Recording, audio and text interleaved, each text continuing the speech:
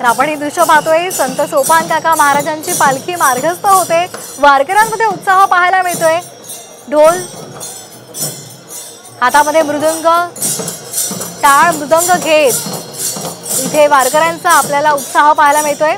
विठू नामाचा गजर केला जातोय। टाळ मृदंगाच्या गजरामध्ये सोपान काका यांची पालखी मार्गस्थ होते।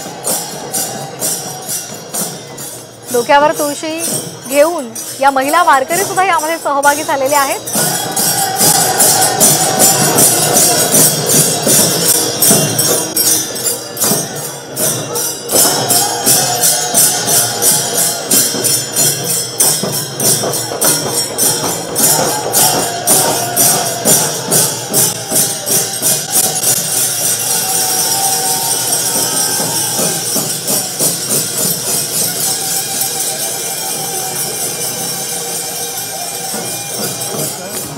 मागो त्या विठ्ठलासी चालिले गोपाळ गाविताती वाकुलिया चालिले गोपाळ गाविताती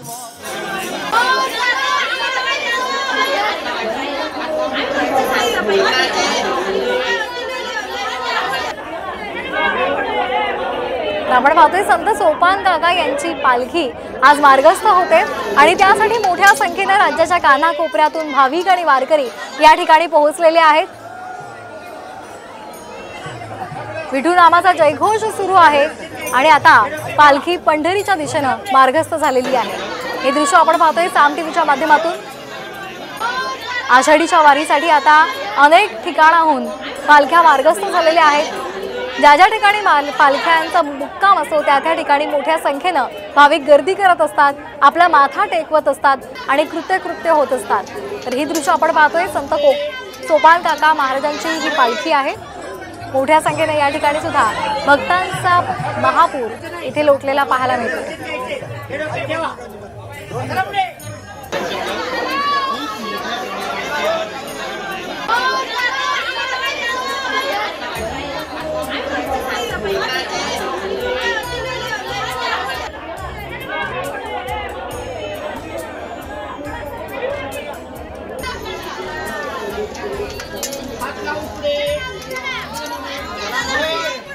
पाहायला मिळतंय वारकरी जे आहेत ते मोठ्या प्रमाणावरती दाखल झालेले आहेत आणि सासवडकरांसाठी अत्यंत हा महत्त्वाचा सोहळा मानला जातो, कारण की संत ज्ञानेश्वर महाराजांचा पालखीचा मुक्काम जो आहे तो सासवड या ठिकाणी असतो। सोपान काका आणि संत ज्ञानेश्वर महाराज हे बंधू आहेत आणि याच बंधू भेटीचा योग जो आहे तो अनेक वारकऱ्यांना या ठिकाणी आज पाहायला मिळतो। त्यामुळं वारकरी मोठ्या संख्येने सहभागी झालेले आपल्याला पाहायला मिळतात। पूर्ण मंदिराला प्रदक्षिणा जी आहे ती मारण्यात आलेली आहे। त्याचबरोबर टाळ मृदुंगाचा गजर जो आहे तो या ठिकाणी आपल्याला पाहायला मिळतोय। सासवडकरांनी फुलांचा वर्षाव जो आहे तो पालखीवरती केलेला आपल्याला पाहायला मिळतोय। त्यामुळं सासवडकर मोठ्या प्रमाणावरती या पालखीमध्ये सहभागी झालेले आहे। एक दिवस आधीच पालखी जी आहे ती या ठिकाणाहून पुढे मार्गस्थ होत असते आणि एक दिवसानंतर संत ज्ञानेश्वर महाराजांची पालखी सासवडमधून पंढरपूरच्या दिशेने मार्गस्थ होते। पालखी आता मंदिराच्या बाहेर पडतीये, त्यामुळे टाळ मृदुंगाचा जयघोष जो आहे तो या ठिकाणी झालेला आपल्याला पाहायला मिळतोय। आपल्याबरोबर महाराज आहेत। महाराज,